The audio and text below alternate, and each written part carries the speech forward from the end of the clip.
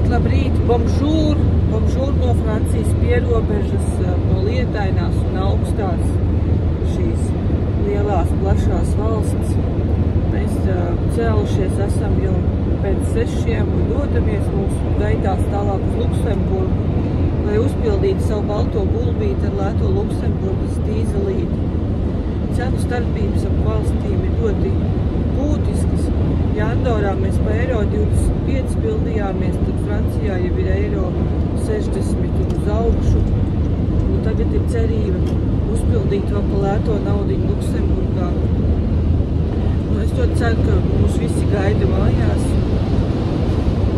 Kāds skatās mūsu ziņas, kad mūsu video tiek skatīti un novērtēti, tiek novērtēts mūsu ieguldītais darbs un laiks šo video ziņu gatavošanā. Nu, tā ir atkarīgs arī suvenīru apjoms, ko mēs jums aizvedīsim vai neaizvedīsim. Šobrīd viņš neko neved.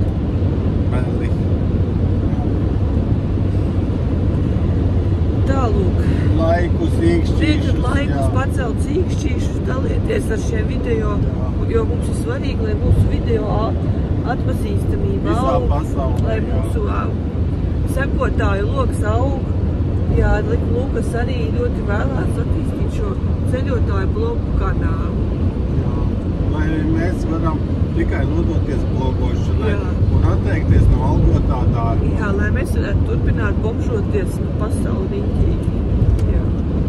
Veidot jaunus interesantus sižetus. Jā, ļoti interesantus sižetus. Tad turamies.